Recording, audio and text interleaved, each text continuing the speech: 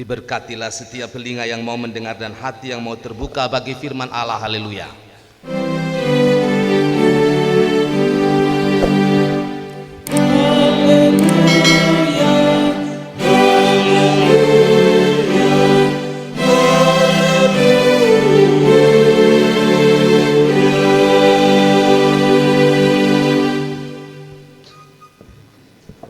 Selamat pagi, selamat hari Minggu, Shalom. Bapak Ibu Saudara, kita ada dalam ibadah Minggu pagi ini, bulan pendidikan, dengan tema yang diambil hari ini, beri diri untuk diproses oleh Tuhan. Ada sebuah istilah yang dibuat dalam bentuk gelang dengan pakai huruf, tapi kalau diterjemahkannya begini: Tuhan belum selesai dengan saudara dan saya. God is not finished with me yet. Tuhan belum selesai dengan saudara dan saya. Dalam hal memproses setiap orang, tidak ada waktu yang namanya sampai di sini. Tiap hari orang tua, orang muda, orang Kristen, non-Kristen, semua kita sedang diproses oleh Tuhan. Karena Tuhan belum selesai dengan kita, kecuali kita sudah bertemu Dia di rumah Bapa selesai. Karena itu Bapak Ibu Saudara, kalau bicara soal proses yang Tuhan mau lakukan dalam diri saudara dan saya, dalam hubungan juga dengan pendidikan, saya ingat kata-kata Rasul Paulus bahwa saya terus berlari mengejar mahkota panggilan Tuhan yang hebat itu setiap saat dengan cara menyangkal diri, didisiplin. Jadi kalau orang hebat seperti Rasul Paulus saja Tuhan masih bentuk, pertanyaan yang menggelitik saudara dan saya, apalagi kita. Kalau rasul yang hebat dan besar seperti Paulus memberi diri untuk dibentuk oleh Tuhan, bagaimana dengan saudara dan saya? Karena itu kalau bicara soal cara Tuhan memproses kita, saya pikir ada dua hal, dua cara maksud saya. Yang pertama, kadang Tuhan memproses kita dengan cara lembut, karena Dia tahu kita punya karakter, dan Dia tahu situasi yang sedang kita hadapi. Nabi Elia ketika selesai berperang melawan Ahab dan menghancurkan nabi-nabi dari Izebel, dia lari bersembunyi di sungai Kerit. Itu Tuhan hadir dengan angin sepoi-sepoi, karena Tuhan tahu ini nabi lagi stres, ini nabi lagi kurung diri. Jadi Tuhan tidak datang dengan badai tofan, dengan angin sepoi-sepoi dan bilang keluar sudah. Belum selesai prosesnya. Karena masih ada orang-orang yang Tuhan pakai di sana untuk menopang kamu dalam pelayanan. Tapi kadang-kadang Tuhan pakai cara yang seperti badai tofan untuk hantam kita. Jadi tidak bisa masing-masing naik dengan kesaksian, Tuhan bentuk saya begini jadi begini, itu semua orang sama dengan rumus kita, tidak sama. Pribadi kita berbeda. Jadi kesaksian-kesaksian ketika ada di KKR, KPI, itu hanya untuk menolong bahwa Tuhan masih berkasih karunia, amin. Tetapi tidak bisa sama. Tuhan bentuk orang ini beda dengan orang lain. Tuhan bentuk orang itu dengan karakter demikian beda dengan dia bentuk satu orang dengan karakter yang berbeda. Karena itu ketika Paulus dibentuk oleh Tuhan, karena dia wataknya keras, kemauan tinggi, waktu fight dia di Damsik dengan luar biasa. Tidak sama dengan dia bentuk Timotius, tidak sama dengan dia bentuk Yohanes. Dia bentuk Petrus beda dengan dia bentuk Yohanes, rasul yang lembut hati. Dari di sini kita dapat kesimpulan awal. Yang jelas Bapak Ibu saudara-saudara dan saya akan terus diproses oleh Tuhan, amin.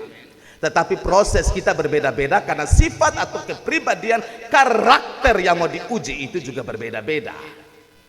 Namun di tangan Tuhan semua kita akan diproses seturut dengan kehendaknya. Hari ini kita belajar dari seorang nabi besar yang saya kategorikan sebagai nabi yang paling menderita, karena di Alkitab dia punya gambaran dalam Yeremia, dilanjut ratapan, Lamentations, itu sebenarnya ratapan dari Israel yang telah hancur dibuang ke Babel karena tidak dengar Tuhan. Yeremia dikenal sebagai nabi yang menderita, dan ratapan bagian dari suara atau meratapnya Israel karena mereka telah dibuang akibat proses yang berat yang Tuhan izinkan terjadi karena mereka tidak lagi mau mengandalkan Tuhan. Saudara yang terkasih dalam Tuhan Yesus Kristus, dalam bacaan ini proses yang Tuhan mau buat melalui Yeremia dimulai dengan ayat 2 ketika Tuhan katakan begini, pergilah dengan segera ke rumah tukang periuk. Proses setiap orang itu dimulai dengan kerja, bangun jalan. Tidak bisa duduk pangkok kaki. Kalau mau diproses oleh Tuhan, siap kasih diri. Kalau hanya duduk-duduk menghayal, jangan mau diproses oleh Tuhan. Dan Tuhan juga tidak proses orang yang hanya mau duduk lipat tangan, duduk pangkok kaki, goyang-goyang kaki di situ. Pergi keluar. Keluar dalam hal ini bukan saja keluar menyangkut tempat, keluar dari sifatmu yang asli, kedaginganmu, supaya Tuhan menolong kita bisa menyangkali diri dan memikul salibnya. Itu maksudnya. Karena dalam status quo rasa nyaman kita biasa sapu dada bilang begini, kau tumpung suku biasa begitu, beta dari kecil begini, papa mama pun karakter begini. Oh tidak, itu berarti kita tidak percaya Tuhan. Tuhan itu ahli, jadi dia mampu ubah kita. Sekali lagi, dia tidak rubah pribadi. Hati-hati, Tuhan tidak rubah pribadi, yang Tuhan rubah itu karakter. Orang yang pendiam tetap jadi pendiam kalau Tuhan bentuk. Orang yang biasa bicara tetap dia biasa bicara, tidak tiba-tiba jadi pendiam, tidak bisa. Itu dia punya pribadi. Yang Tuhan rubah itu karakter, dan dimulai dengan kata pergilah. Banyak kali dalam catatan Alkitab para rasul disuruh keluar, bangun, berjalan dan seterusnya. Kata kerja, artinya Tuhan itu aktif, sebagaimana Yesus katakan dalam Injil Yohanes, Bapakku bekerja sampai sekarang, maka aku pun bekerja. Makanya sekali lagi, jangan urut-urut dada, sapu-sapu dada, bilang Tuhan so habis dengan beta, terus mulai fokus dengan orang lain punya soal di luar sana saja. Tuhan belum habis dengan kotong. Tuhan belum habis dengan saudara dan saya. Maka pergilah, dalam catatan Yeremia, lihat tukang periuk. Lalu di situ dikatakan, aku akan memperdengarkan. Artinya, untuk diproses menjadi baik setelah pergi, dengarkan Tuhan.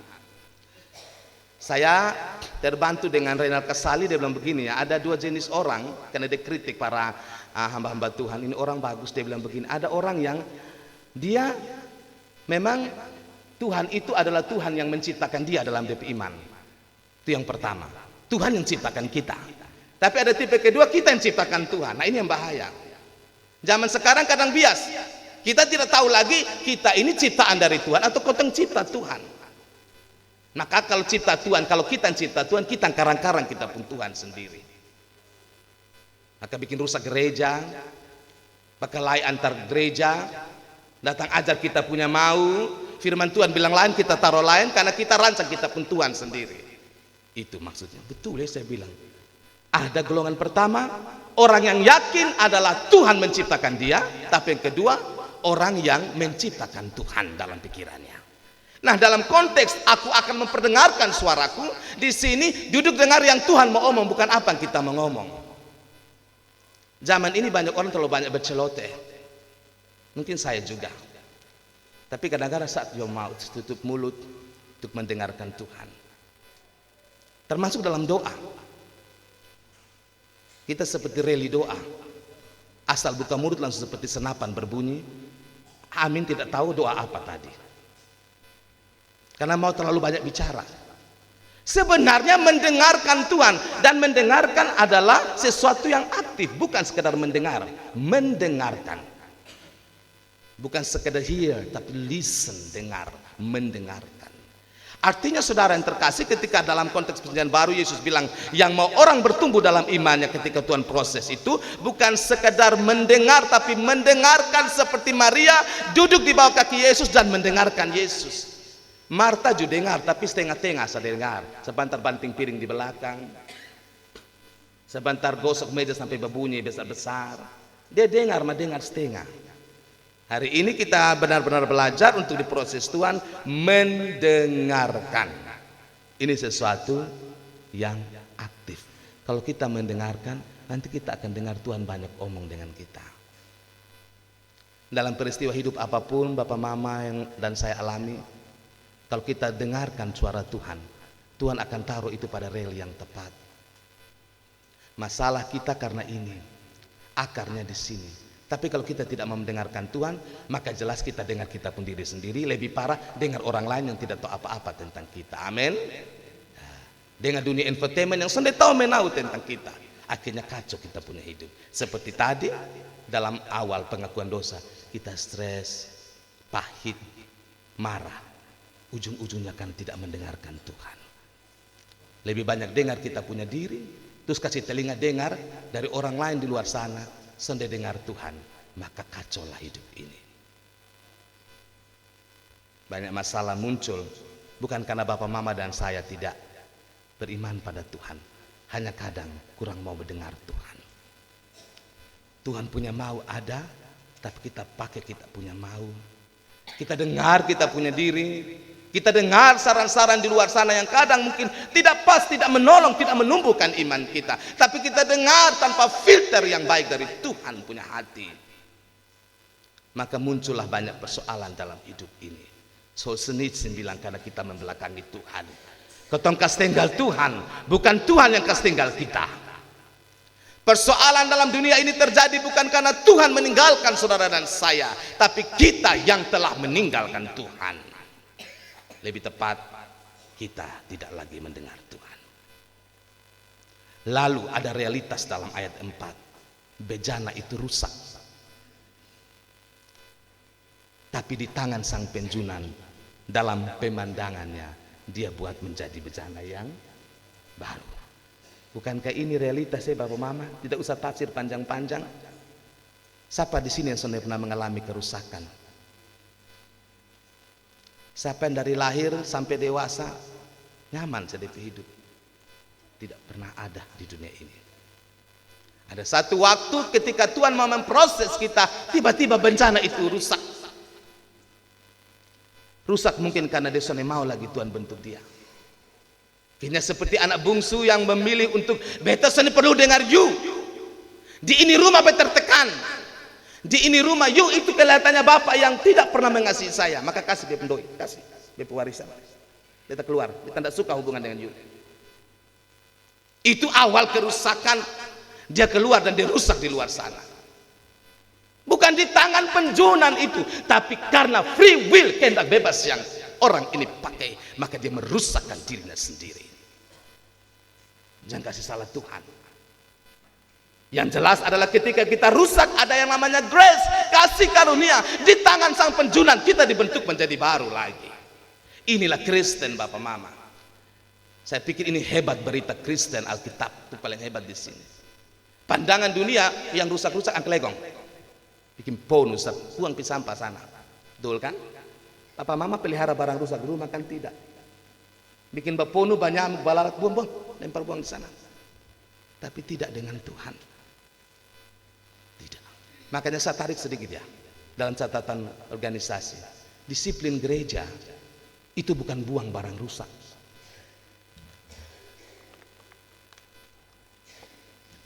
Disiplin gereja pada tingkat jemaat sampai dengan sinode itu bukan karena rusak jadi kota bilang suruh angka buang, tapi untuk menolong orang itu menjadi murid yang baik seperti dia adalah bejana di tangan sang penjunan. Amin. Di gereja oh tidak ada ini sudah rusak buang-buang, tidak pakai lagi nih. Hari ini kita benar-benar diharukan oleh firman Tuhan. Bejana itu rusak. Dalam pandangan manusia siapa mau jual? Kalau tanya orang di bagian pemasaran, barang-barang coba kita lihat di supermarket yang sudah susu di kaleng, sudah penyet-penyet, harganya down turun, kadang dibuang. Sudah kada luar buang-buang, lempar buang. Siapa mau minum, siapa mau pakai. Tapi kau tumpung Tuhan lewat perkataan kepada Nabi Yeremia dia kasih tahu itu bejana rusak, lu lihat. Tapi beta akan bentuk dia. Yang sudah rusak dibetulkan dengan penuh apa? Bukan dengan penuh makian. Suruh rusak lebih maki tambah, maka dia jalan ke ujung sana dia gantung diri. Kan banyak begitu. Sudah rusak dalam rumah, dia pulang maki terus dia. Ada bilang sudah rusak nah sudah. Sana arti lah ini. Sudah. Beta dan Tuhan yang tahu. Selesai. Itu kau pun cara dunia, tapi bukan dengan Tuhan. Hari ini kita dapat pengertian, kalaupun saudara dan saya sekarang dalam posisi yang paling rendah di hidup ini, dan menurut kita beta serusak, beta hanya kasih tunjuk di orang, saya beta bye-bye, because next status lagi happy, lagi bahagia, but nobody's know, soalnya ada yang tahu beta hati.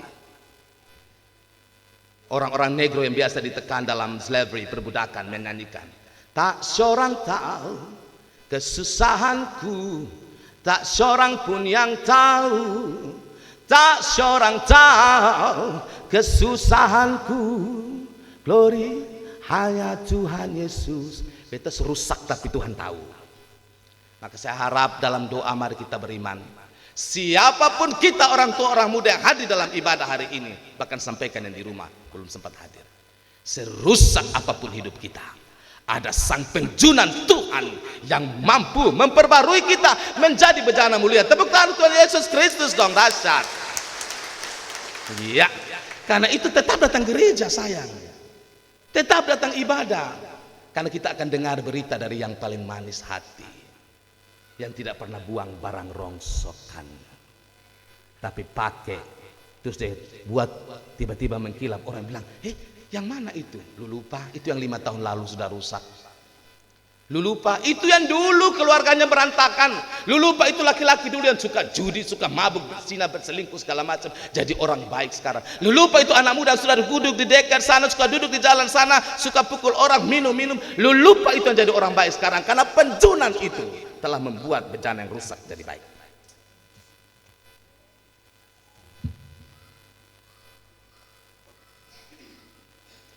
Ayat 7, apa yang Tuhan mau buat dan katakan melalui Yeremia. Ada kalanya aku berkata tentang suatu bangsa dan tentang suatu kerajaan, bahwa aku akan mencabut, merobohkan dan membinasakannya. Beta jujur, beta suka dengar ini kalimat, karena takut merobohkannya, mencabut, merobohkan. Ada kalanya, artinya Bapak Mama, mari potong taruh baik-baik, karena kita ciptaan bukan pencipta. Tapi kadang kita suka cipta Tuhan yang kita mau. Kita ciptanya begini, kita lebih senang Tuhan yang maha kasih, maha pengampun, betul, maha peduli, betul. Tapi jangan titik, koma, dia juga maha adil. Maka kadang-kadang kalau itu bejana rusak, sudah tidak mau dengar lagi, sudah lari keluar dari dia, ya Tuhan bilang ada kalanya cabut, robohkan. Diabetes, kalau sudah luka besar, dokter bilang potong. Bukan karena dokter sonde sayang kita, supaya jangan menjalar. Dirobohkan, dirusakkan. Tapi saya pikir ketika Tuhan lakukan itu bukan dengan mata yang menyala dengan benci. Kalaupun dia mau potong itu, dia sendiri menangis. Hati-hati, kita harus mengerti hati Tuhan. Jangan pakai kita pun karakter ditaruh di Tuhan sana. Seakan-akan Tuhan senang kalau Bapak Mama dan saya meleleh di api neraka. Jangan, itu doktrin yang keliru. Waktu kita dihukum pun Tuhan melakukan itu dengan air mata yang jatuh. Silahkan lihat Yesus. Waktu Yerusalem ditangisi karena dia tahu akan hancur tahun 70, dia tidak melakukan itu dengan mata yang kejam, dengan hati yang tidak belah rasa. Dia bilang, beta mau kosong dengar beta, tapi kalau tidak kalian akan rubuh dan hancur. Seperti orang tua yang paling sayang dengan anaknya, tapi kalau anak tidak dengar, kadang-kadang dia pun tangan ini yang berdoa siang hari malam harus tampar 1 kali dengan kamu dulu. Waktu dia tampar, itu anak menangis 1 kali, bab tua mam tua menangis 80 kali di kamar. Amin. Tidak tega, tidak tega, tapi harus, karena dia sudah terlalu keluar jalan. Lapis dia, tapi waktu lapis ini tangan akan yang biasa doa akan menangis. Itu anak hanya nangis 1 kali, orang tua nangis sampai 80 kali. Ini yang Tuhan buat. Ada kalanya aku berniat mencabut, merobohkan, karena bangsa itu tidak lagi mendengar aku. Bukannya menyembah Tuhan, menyembah berhala. Bukan dengar Tuhan pun nabi seperti Yeremia, pasai nabi palsu seperti Hanani baru lempar Yeremia dalam penjara, lempar Yeremia dalam sumur. Sedekia bilang, lu ini nabi paling sonde suka ya, lu ini. Lu selalu omong yang sonde baik tentang saya, lu tegur saya punya dosa, kasih masuk dalam penjara, lempar dia dalam sumur. Maka Tuhan bilang, tunggu, saya akan cabut robohkan mereka, supaya mereka tahu pada umumnya kita baru menghargai seseorang waktu dia sudah tidak ada. Amin. Kita baru menghargai sebuah pengalaman ketika sudah berlalu. Kalau terlalu ada di depan mata biji, kita biasa injak-injak, remehkan. Silakan tanya kakak Adian dulu tuh bakal lai siang hari malam hanya hal tetek benge berkala. Nanti kakak sejauh di sana telepon siang hari malam, beta rindu dulu kakak, aduh sonili muka setengah mati. Nanti datang dong bagi gila kembali.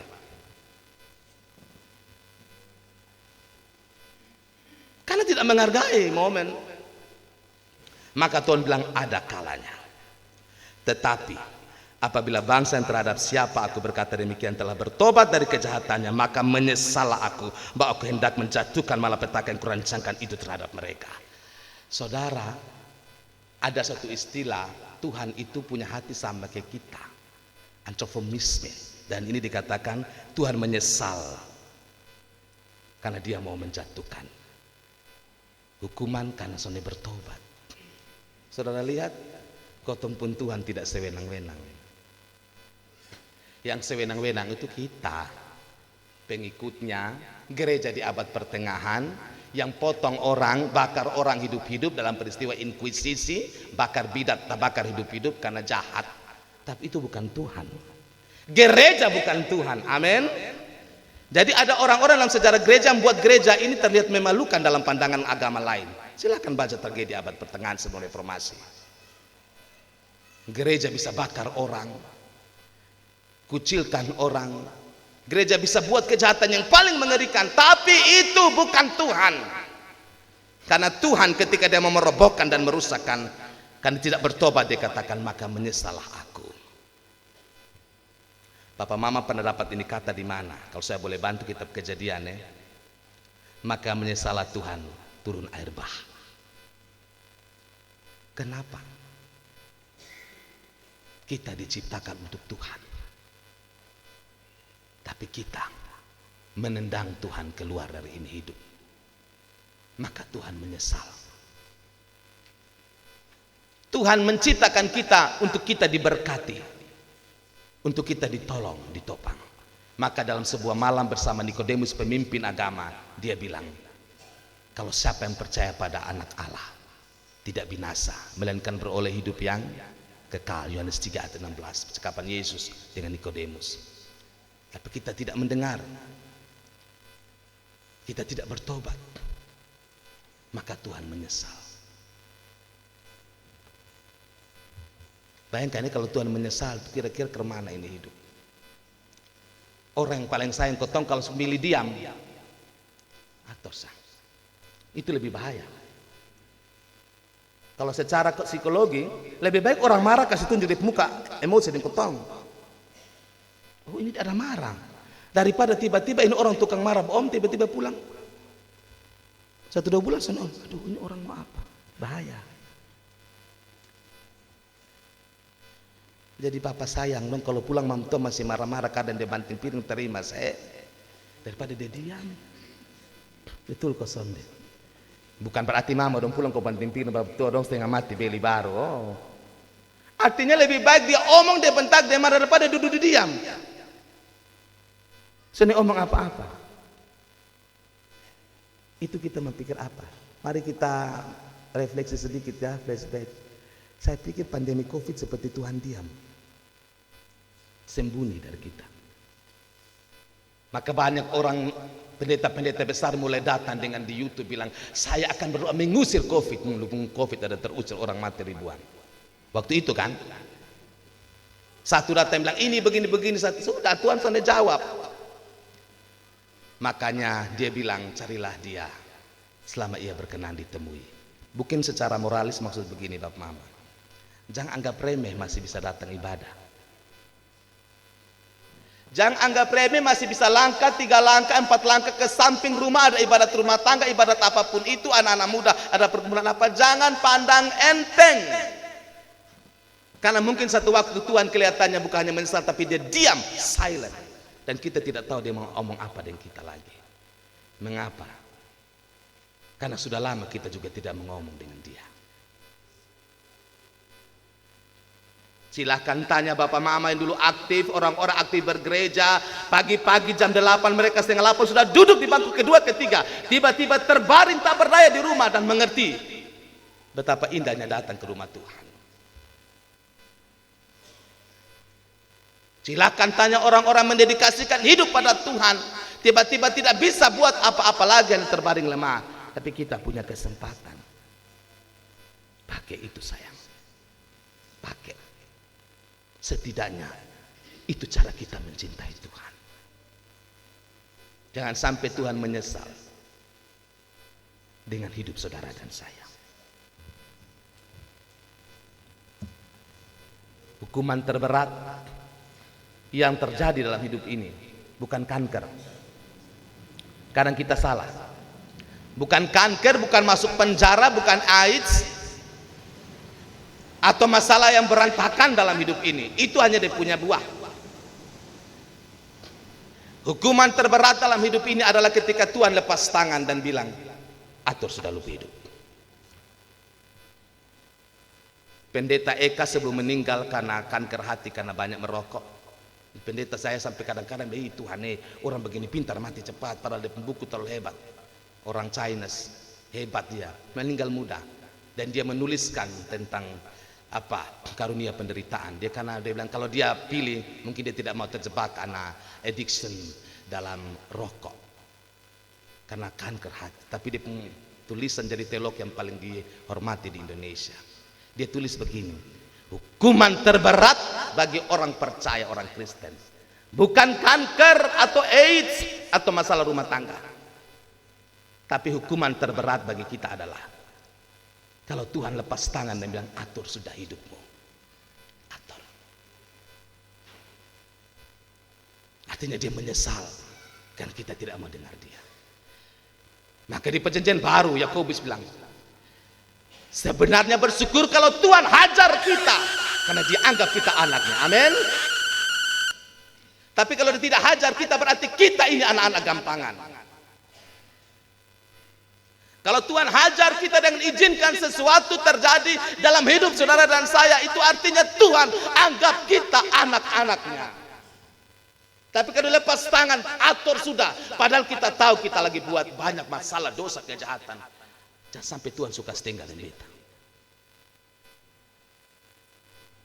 Teman saya yang gereja Pentakosta dulu pernah bilang begini, Papen, ini bukan omong gereja, tapi cara orang menyampaikan firman, dan bukan masalah siapanya, tapi konteks maksudnya, jangan salah tafsir. Kau karena datang ke gereja ini, Bapak Pendeta ini omong, kamu anak raja, kau diberkati, kau akan naik menjadi kepala bukan ekor. Hampir every morning, every Sunday morning, setiap pagi, minggu pagi omong begitu. Padahal di kantor beta ada selingkuh luar biasa, tapi dia datang, kamu diberkati, teruslah dengan itu.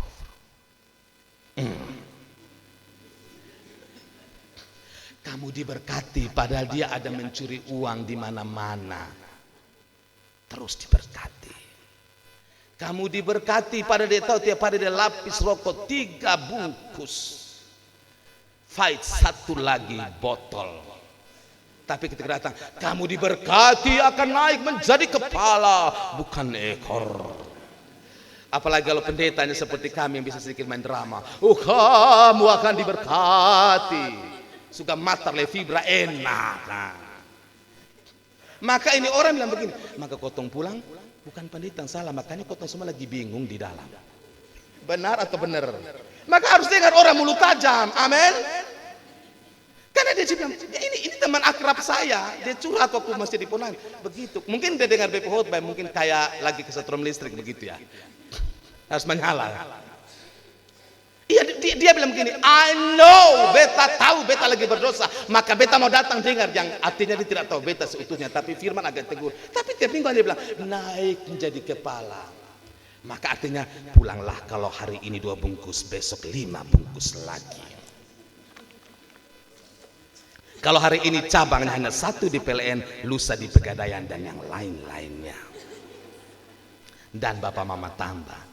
Nah, sekarang mari kotong berefleksi dengan jenaka. Ini yang butuh. Saya ingat papa saya waktu sudah meninggal tempeleng saya 3 kali saja. Tapi bintang menyala, bro.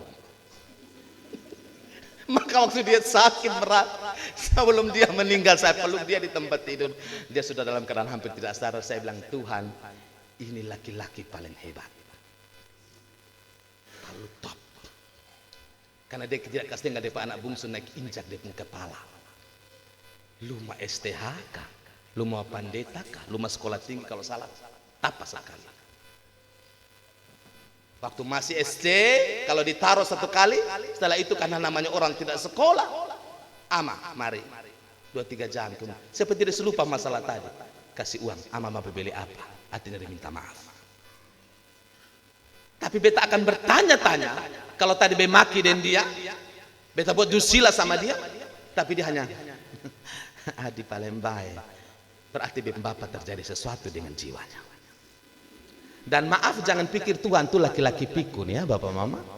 Laki-laki tua yang supikun. Jadi ini kotong tipu dia ini pagi, besok datang karena tipu. Terus kotong bilang dia bilang ciluk bah, main ciluk bah. Oh itu bukan gereja. Maka kadang di gereja orang beryuforia bersuka cita karena mengatakan, lebih tepat firman mengatakan Tuhan mengasihimu, amin. Tapi kadang kita harus tunduk merenung, Tuhan ingin kita bertobat supaya jangan binasa. Ada amin? Dan ini yang Tuhan mau buat dengan Yeremia. Jangan jadi Nabi Hanani. Nabi Hanani itu sama level dengan Yeremia waktu itu. Tapi datang hanya omong yang tadi itu. Teologi kemakmuran.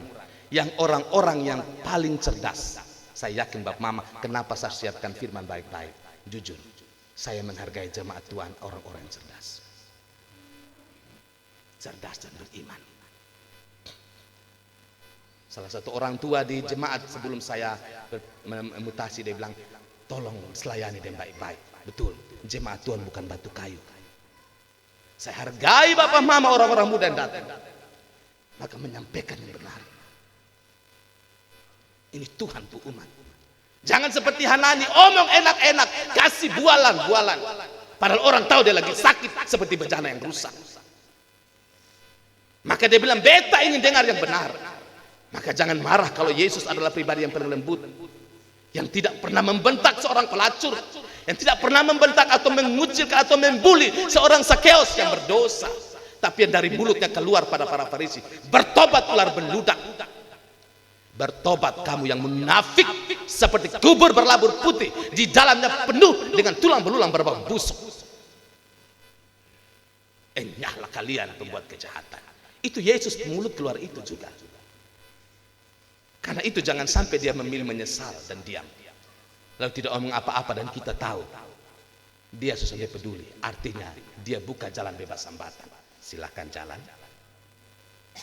Dan kalau kamu jatuh, ketahuilah di situ Tuhan sudah meninggalkan kamu.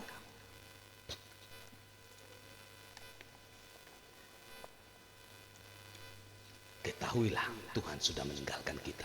Saya berdoa dan kita berdoa, jangan sampai kalimat ini Tuhan ucapkan pada kita. Jangan sampai kalimat ini Tuhan yang penuh kasih ucapkan pada kita. Ketahuilah bahwa aku sudah meninggalkan kamu. Jangan. Artinya Tuhan menyesal.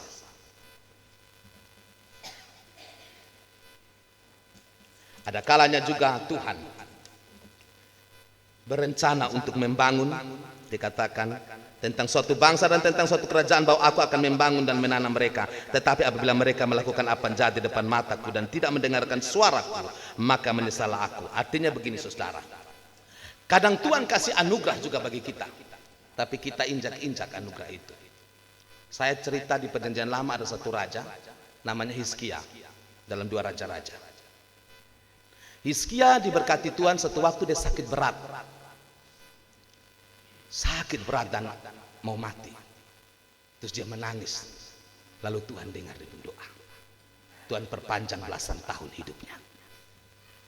Nah, super panjang hidup ini yang masalah di sini. Dulu dia mau mati, banyak orang seperti itu pasti sudah meninggal. Tapi dia mati, dia menangis, Tuhan kasih karunia, perpanjang 15 tahun kehidupannya. Sekarang dia sehat. Nah, waktu dia sehat, apa yang dia buat? Satu kali ada acara di kerajaan. Orang-orang Babel, musuh kelak, datang. Datang, apa yang dia buat? Dia dengan kesombongan pamer. Ini dia emas, ini perbendaraan semua, ini dia punya gudang semua, dia kasih tunjuk, dia pamer di depan Babel. Maka Tuhan bilang, Yesaya, lu kasih tahu dia, orang kacang lupa kulit. Saya sudah bangun, saya sudah mendirikan dia, saya sudah memberikan kesempatan hidup bagi dia. Tapi lihat, dia berubah menjadi sombong luar biasa. Maka Yesaya bilang, dengar ya, kamu buat apa tadi? Saya kasih tunjuk, kamu kasih tunjukkan di Babel semua, kapun gudang itu persenjataan, semua emas berlian. Maka akan datang waktunya, dan ini terjadi. Orang Babel akan masuk ke kerajaanmu, ambil semua, dan kau hancur lebur, semua bangsa turunanmu hancur. Dan itu terjadi juga dalam catatan Yeremia, 70 tahun mereka dibuang ke Babel karena satu orang raja lupa diri ketika Tuhan membangun dia. Apa refleksinya Papa Mama bagi kita? Kalau Tuhan sayang betul, kasih kesempatan, jangan lupa diri.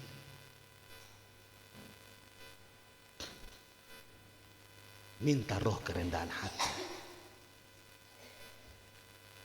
Sudah mati, hampir mati, Tuhan kasih hidup. Lalu muncul arogansi yang mempermalukan Tuhan. Di depan musuhnya dia pamer semua. Mungkin refleksi untuk saya dan Bapak Mama ya. Bukan menggurui saya, tidak. Mari berefleksi dan jujur. Kalau sampai hari ini masih hidup, padahal di kali lalu mungkin sudah meninggal. Mungkin terjadi ini itu selesai. Tapi Tuhan kasih hidup. Jangan sampai hidup kita lebih buruk dari sebelumnya. Joas Adi Prasetya bilang dalam catatan pasca pandemi, setelah di pandemi tahu hidup itu begitu sesaat saja hilang, lenyap orang-orang kita kasihi. Maka setelah dikasih kesempatan seperti ini, jangan sampai kita lebih buruk sebelum pandemi terjadi. Di keluarga kami duduk-duduk beberapa hari lalu kami omong, dulu kakak saya juga kena pandemi dan kami berlutut, beta berlutut di Ponain karena dia sangat tidak bisa dengan obat. Dia mengalami biasa obat kalau masuk itu bahaya sampai bengkak tubuhnya. Sekarang pandemi di Siloam sana, saya di Ponain, aduh beta bukan doa begini, dia bengkak paling sampai tiarap. Tuhan bukan soal mati Tuhan ya, bukan ya. Tapi jangan seperti itu. Kasih kesempatan untuk bepung kakek yang baik nih. Jangan begitu dong Tuhan. Karena beta tahu pasti di ICU bahaya nanti kalau masuk sana. Beta tiarap di Tuhan. Lalu seperti ada bahasa dalam hati Tuhan bilang, dia tidak akan mati. Tidak. Tapi saat itu dia akan belajar menemukan Tuhan. Lalu saya telepon, jangan takut soalnya apa-apa. Tuhan mau menemukan bepung kakak di sana. Dan benar, saya perlu ngomong benar. Di sana ketemu orang persatuan doa yang kena COVID juga masuk, mereka berdoa tiap hari. Hebat Tuhan. Belajarlah dari peristiwa di mana bapak mama saudara saya pernah mengalami kegagalan, bahkan kerusakan dan kejatuhan dalam hidup ini. Dan jangan berubah menjadi arogan seperti Tuhan berkasih karunia. Amin. Jangan setelah Tuhan kasih karunia mulai duduk cakar pinggang merasa ini hidup tentang kita. Bukan tentang kita, ini tentang Tuhan. Saya kasih dramatisasinya begini. Kalau kita pernah mengerti dibully orang, dihina orang karena miskin, karena otak tidak terlalu cerdas, karena rumah tangga kacau balau, ketika Tuhan pulihkan di kemudian hari, kalau ada orang mengalami ini, bukan ikut-ikutan bully orang. Lu dulu begitu kan? Lebih pahami dia dong. Amin. Tapi ada yang dia dulu pernah begitu, nanti dia sudah Tuhan tolong, dia mulut yang duluan hina orang. Baru akhirnya orang di luar bilang begini, lupa diri. Kok dulu juga begitu, Ang? Maling, teriak maling.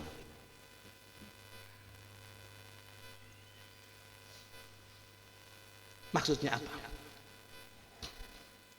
Saya memahami orang-orang malu, orang-orang merasa rendah diri, karena saya pernah ada dalam posisi itu. Saya memahami anak-anak yang misalnya contoh mengalami rusak hidup karena orang tua berpisah, karena saya pernah ada dalam posisi itu. Saya memahami kenapa seorang ibu akhirnya harus membakar anak-anaknya mati kalau tidak bisa punya uang untuk beli susu bagi anak-anaknya, karena saya pernah terlilit hutang yang berat. Saya pernah mengalami kenapa seorang bapak pergi meninggalkan kita bahkan ditemukan mati tewas gantung diri. Karena saya pernah memahami dari laki-laki yang tidak bisa memenuhi tanggung jawab dalam hidup ini. Dan nobody know, dan tidak ada orang yang tahu. Itu maksudnya. Jangan lari Hizkia. Tuhan sudah tolong baru makan puji lebe-lebe. Sombong tidak karuan di depan Tuhan. Maka Tuhan bilang, tunggu Yesaya kasih dia. Dia punya perbuatan akan dia makan dalam turunannya berpuluh-puluh tahun. Tadi saya sempat baca ya di situ. Oh, kenapa sampai Hizkia mengalami itu? Karena tadi Tuhan su bangun, Tuhan su pulihkan, bukan jadi orang rendah hati, sombong luar biasa.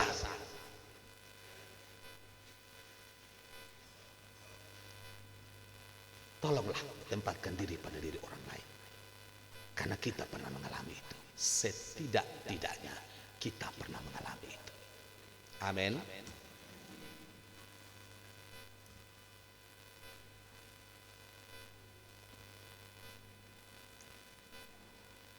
Yang terakhir ayat 12 Bapak Mama. Coba kita baca sama-sama.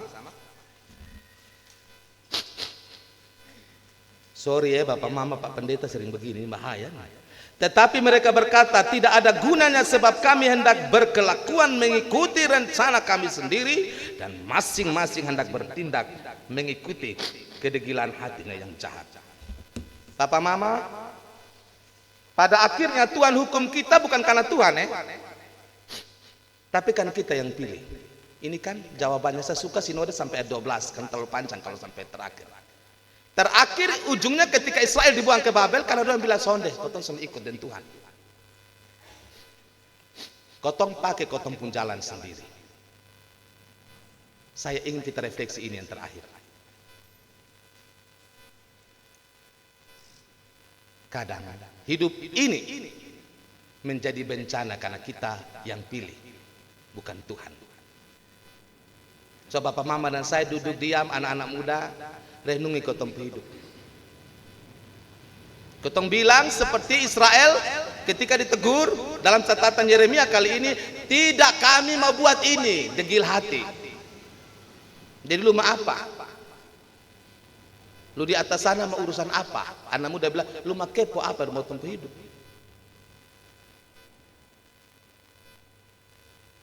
Saya pernah ditolong dari sebuah kisah. Inawati Teddy cerita begini. Waktu September di Amerika, WTC, gedung Menara Kembar itu dihancurkan oleh teroris. Waktu itu orang berteriak, Tuhan ada di mana?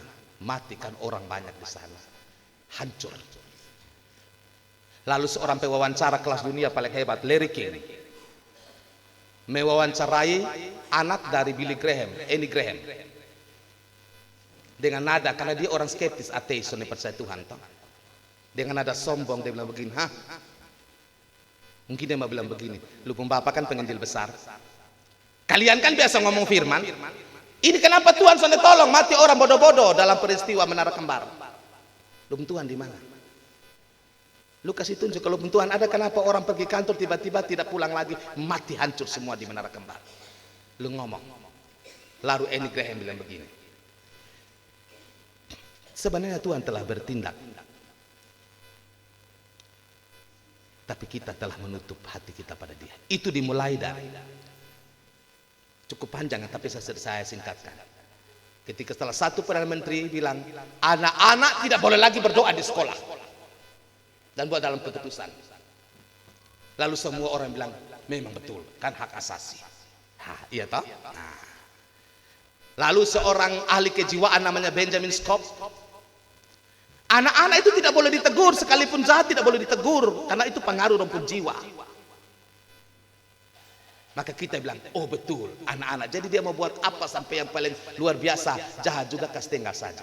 Herannya Benjamin Scott, seorang psikolog hebat, anak mati bunuh diri. Lalu, ketika orang bilang anak-anak muda kan sudah tahu tentang hidup ini, lika-liku hidup ini. Jadi kalau skandal perempuan laki-laki terserah dong, mau free sex terserah, kasih kondom saja. Kok terlalu kepo sih? Kita bilang, iya ya, mereka dewasa, silakan. Lalu muncullah film-film porno, gambar-gambar porno, dan orang bilang, ah itu seni, tubuh manusia begitu molek dinikmati. Wow, itu seni. Muncul film-film yang kesetanan, musik-musik yang mengerikan, hal-hal yang benar-benar terlihat begitu gaib dalam dunia televisi yang dilakukan artis-artis yang telah mendapatkan nama besar. Kita bilang, santai seanak do nikmati walaupun lagunya kesetanan, itu hanya lagu sampai pengaruh di jiwa. Artinya, kita diam-diam usir Tuhan keluar. Degil hati. Karena Tuhan menurut Annie Graham laki-laki yang sangat terhormat, pribadi yang gentleman terhormat, maka diam-diam dia undur dari tumpung hidup. Lalu sekarang dalam peristiwa ini kita mau panggil dia datang? Tidak. Ini yang namanya kita telah menabur dan kita telah menuai.